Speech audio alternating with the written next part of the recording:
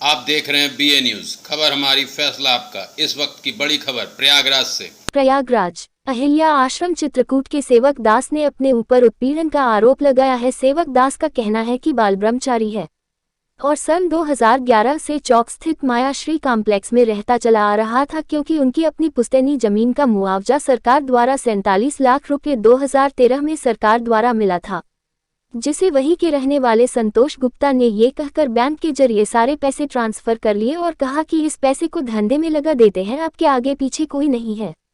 इनका कहना है कि मायाश्री कॉम्प्लेक्स में एक छोटी सी मंदिर भी थी, जिसके सेवादार के रूप में रहने लगे और 2 दुकान, किचन, बाथरूम इनको संतोष गुप्ता ने उसी पैसे के एवज में दे दिया।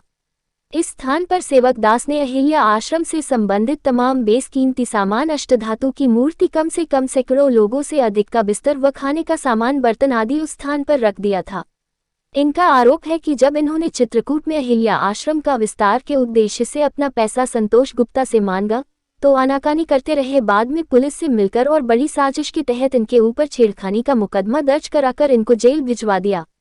जब जेल से लौटे तब संतोष गुप्ता और उनकी पत्नी और 4 अन्य लोगों ने सारा सामान वहां से गायब कर दिया था, जिसकी सूचना पुलिस को कई बार दी लेकिन कोई सुनवाई नहीं हुई, जिस कारण से आज ये दर दर भटक रहे हैं। उनके पास रहने खाने का कोई ठिकाना नहीं है।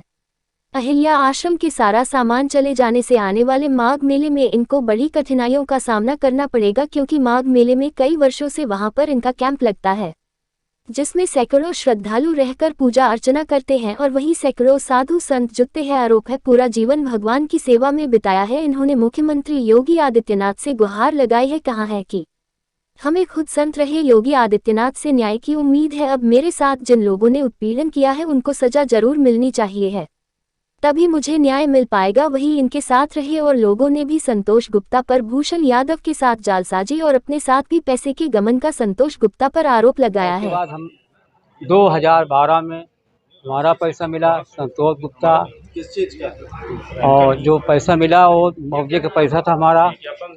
मुआवजे का पैसा जो मिला हमको, तो संतोष गुप्ता खाता खुलवाने में थे। पूरा खाता खुलवाए, पूरा LIC खाता, बैंक के खाता, जितना कागज है सब वही संचालक करता था टोटल। जब उसी से ज़मीन खरीदना चालू किया, कम कम नहीं तो 20 करोड़ की प्रॉपर्टी खरीदा बेचा, उसी से पैसा लेने की जब बात आई तो वो झगड़ा चालू किया। वो कितना पैसा संतोष गुप्ता को आपने कैश दिया? 38 लाख नगद है हमारा। 38 खाते से पैसा 38 लाख के जो गया, और जो पैसा बाहर से आया उसी के खाते में से पैसा जा रहा था। और उसके बाद जब हम लोग पैसा मांगना चालू किए कि झगड़ा चालू किए, तो उसके बाद गेट के ताला बंद करना, लेटिंग ताला बंद करना, दिक्कत का। तो हमने सीधा कोतवाली में गए, साहब से बताए, इतना अधिकारियों ने बताया, वहाँ पे कोई भी सुनाई टोटल नहीं भई। फिर हमने आगे फिर उनको बबलू साहू को बताया, बबलू साहू ने साथ में हमारे दौड़ा, वो भागा। तो वो जब गया कोतवाली में बताने के लिए, तब भी कोतवाली में सुनाई नहीं किया। तो फिर बहुत दबाव लगाने के बाद एक मीटिंग हमारी भई कोतवाली में। जब मीटिंग भई तो उसमें संतोष गुप्ता का बम्बई भगा दिया, बम्बई भाग गया। 15-20 दिन बाद उसके औरत जो उसके जो है वो भी अपना नाटक चालू कर दिया, इलेक्शन लगाना, कहूँ ये करना। तो उसके बाद फिर जो है दबाव ज़्यादा लगा तो ये हमको सीधा जेल भेज दिए। और जेल भेजने के बाद जब हम आए, देखे तो हमारा वहाँ कोई सामान नहीं, कोई कुछ नहीं, सब गायब। लगभग कितने का सामान था आपका और क्या क्या था? ये समझ लीजिए कि कम से कम 50 लाख का सामान, उसमें ठाकुर जी का मूर्ति है और धातु का, कोई मोल नहीं, कोई कीमत नहीं इसका नहीं है। उसका पूरा गहना है, जितना गहना है, हमारा कुछ जेवर गहना है, कागजात सब, बैंक के कागज, LIC कागज, हमारे ज़मीन कागज जितना है, एरिया के मकान का, हमारे गांव का मकान का जितना कागज, सब संतोष गुप्ता। कितना कैश था उसमें? कैश तो 38,000 नगद था। इनके मैटर में इनका स्पष्ट उद्देश्य ये है कि जिनको 50 लाख रुपए की डकैती हुई है उस पर FIR दर्ज हो, और अपराधी इसमें संतोष गुप्ता, उनकी पत्नी और 3-4 लोग और इसमें शामिल है, वो सब इसमें गिरफ्तार हो, जेल जाए, इनका माल बरामद हो। सबसे बड़ी दिक्कत ये है कि माघ मेला आ रहा है, माघ मेले की व्यवस्था ये कैसे कर पाएंगे? 200 लोगों का बर्तन, सामान, रजाई, गद्दा, सारी चीज़ ये अपने पास रखते थे, मेले में प्रोवाइड कराते थे, व्यवस्था कराते थे, और उसके बावजूद आज इनके पास कुछ नहीं है। सड़क पे ये दर दर भटक रहे हैं। तो आप लोग प्रशासन से क्या चाहते हैं कि किस प्रकार प्रशासन से चाहते तत्काल एफआईआर इनकी दर्ज हो, एफआईआर दर्ज हो के मुलजिम गिरफ्तार हो, इनका सारा सामान बरामद हो, परिचय? और जैसे ये जेल गए ऐसे अगला भी जेल जाए, तभी सही इंसाफ होगा। इसके अलावा कोई इंसाफ नहीं हो सकता। मैं इंजीनियर कुमार यादव, एडवोकेट। ये भैया मामला है, ये भूषण यादव जी हैं। इन्होंने 38 लाख समथिंग मुआवजे, एक ज़मीन थी उनकी, उसका मुआवजे की पेमेंट मिली थी। पेमेंट मिलने के बाद चेक द्वारा पेमेंट मिला। पेमेंट चेक ये लेके आए संतोष गुप्ता जी ने। उस चेक को बैंक में खाता खुलवाया अपने एड्रेस पे 25/25 चौक इलाहाबाद के नाम से। इनका आधार बनवाया, इनका एटीएम कार्ड बनवाया, पैन कार्ड बना इनका। सारी चीज़ें संतोष गुप्ता ने खाता खुलवाने के बाद अपने पास रखा। अब फिर अकाउंट से इनका धीरे धीरे सारा पैसा उसने अपने अकाउंट में ट्रांसफ़र कर लिया। उसके बाद ये हुआ कि भाई इस पैसे से व्यापार किया जाएगा, प्रॉपर्टी खरीदी जाएगी, खरीदने के बाद जो प्रॉफिट आएगा आधा आधा बांटा जाएगा। तो गुप्ता जी द्वारा इस पैसे से पहली प्रॉपर्टी एक बंगला खरीदा गया नैनी में, जिसकी कीमत थी 18 लाख रुपया, वो बेचा गया 38 लाख रुपए का। इसी तरह करीब 12-13 मकान शहर के अंदर ताबड़तोड़ खरीदा बेचा गया। करीब करोड़ों रुपया उससे प्रॉफिट अर्जित हुआ। भगत जी और गुप्ता जी के संबंध अच्छे थे। भगत जी वहीं रहते भी थे, भूषण यादव जी, तो कभी पैसे की डिमांड नहीं किया उन्होंने। 2019 में उन्होंने पैसे की जब डिमांड किया तो इसने तमाम प्रलोभन वादे किए थे कि हम आपको मार्केट बन जाएगी, उसमें 2 दुकान और रहने का मकान और फ्लैट वगैरह आपको देंगे। तो सारे वादों से ये मुकर गया। बाद में उनको हरेस करने लगा, मारने पीटने लगा। अभी बीच में इनको साल भर पहले इनको जेल भी भिजवा दिया, फर्जी मुकदमा लगवा के। सीओ फर्स्ट के द्वारा फर्जी मुकदमा पैसा दे के लगाया गया और इनको जेल भेजा गया। करीब 3 महीना ये जेल में रहे।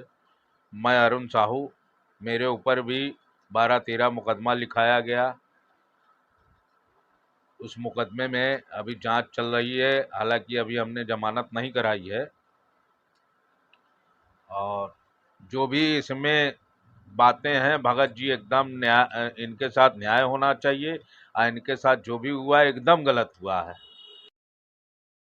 खाली करने के लिए बोला? माया सीरी के अंदर जुगुल चौरसिया ने बोला, पिंटू उनका भांजा है वो भी बोला, माली जो है बड़ा माली जो है वो भी बोला कि आपको ये इसको समझौता नहीं करोगे। तो हमने कहा भैया हमारा पैसा का मामला है, इतना न रुपया ये लेके बैठा हुआ है। और ये लोग समझौता नहीं किए, उसके बाद ताला गेट के बदल दिए और उसके अंदर में 4 साल ऐसे झेला गेट बंदे पर कि मुझको कहीं मर्जी जब खोलता संतोष गुप्ता नहीं खोलता था, कहीं बंद रखा था। उसके बाद धीरे धीरे करते करते फिर हमारा इनका कोतवाली में सुनाई नहीं हमारी नहीं टोटल हुई। कोतवाली में मीटिंग कई थी, अपनी मीटिंग कई मीटिंग भाई। और उसके बाद इनका फिर हमको जब ज़्यादा जोर हुआ तो ये जो है क्या कहते हैं, फिर ये लोग समझौता जब आए तो मीटिंग भाई कि पैसा आपके मिल जाएगा, पैसा लेने जाएगा। हमको जेल भेजा गया और उसके जेल भेजने के बाद मैं लौट के जब आया तो मेरे देखा कि सामान वहाँ पे सारा गायब है। देखा दोनों दुकान का सामान निकल गया, कुर्सी मेज सब जो है, धातु का मूर्ति है सब उसमें है, और 100 गद्दा है, सब 200 थाली है, भगोना से तांबे का है, पीतल का है, सारा बर्तन आश्रम का है या हिल्ला आश्रम का, सरभंग का। ये मेरा माघ मेला में जो है पंडाल लगता है 30 साल से, 35 साल से लगता है। तुलसीदास बाबा जो हमारे गुरु हैं वो है सरभंग का, वहिल्ला आश्रम का है। ये दोनों चितकोट में आश्रम है, नया गांव थाना के पास ये चितकोट अहिल्ला आश्रम हमारा है। और एक कीमती गहने सबकी जो उसमें जो है जंजीर, अंगूठी और 2.5 तोला की जंजीर, माला, हमारा सब वाला पैसा वो गायब हुआ। 38,000 रुपया नगद था वो गायब हुआ। और उसके बाद पूरे मूर्ति का जितना प्रदूषण था सामान था वो पूरा टोटल, वो भी जो सामान हमारा था, उनका जो मुकुट है, ऊपर का चूरवा है, कंगन है, सब उनका ठाकुर जी का वो सारा पूरा गायब किया ये। और उसके बाद हम बोले जब तक धमकी ये कि वहाँ पे हमारी कोतवाली भी सुनाई नहीं। भी हमकी जब कोतवाली जाते गाड़ी गुप्ता कोतवाली वाले करते थे, सत्येंद्र तिवारी है और सुमित दरोगा जो है, ये लोग गाड़ी गुप्ता करते थे। जान से मारने की धमकी और जान के मारने आपको की किसने दी?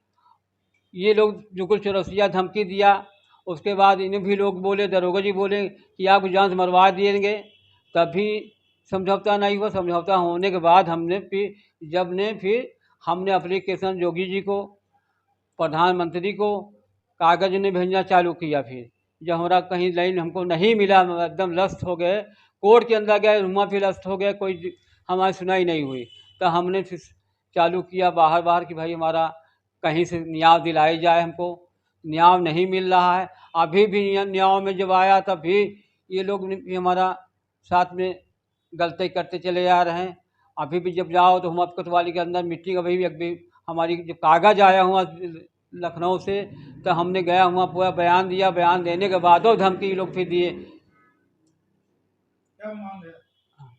अब ये है कि हमारा न्याय होना चाहिए। जितना पैसा हमारा है और जितना हमारा, पहली बात सामान दिलाए, हमारा पैसा बाद के बाद है, पहले हमारा सामान बरामद हो।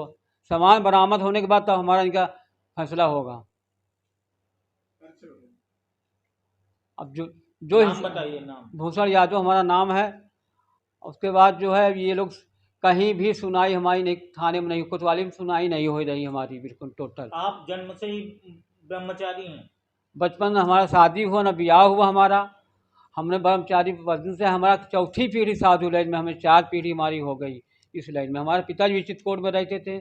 उसके बाद हमने चालू किया, हम भी रहते वहीं चित्रकूट में आना जाना हमारा था। अब हमने यहाँ पे देखा शंकर जी का मंदिर है। उत्तर प्रदेश के मुख्यमंत्री से क्या चाहते हैं? हमें न्याय दिलाएं। ये हमारा ये न्याय नहीं दिलाते हैं तो भी हम जान हत्या अपना करेंगे। फिर चाहे डीएम के सामने करें, चाहे एसएसपी ऑफिस के सामने करें, हमको अपना फिर जवान गंवाना है फिर हमको तो भाई।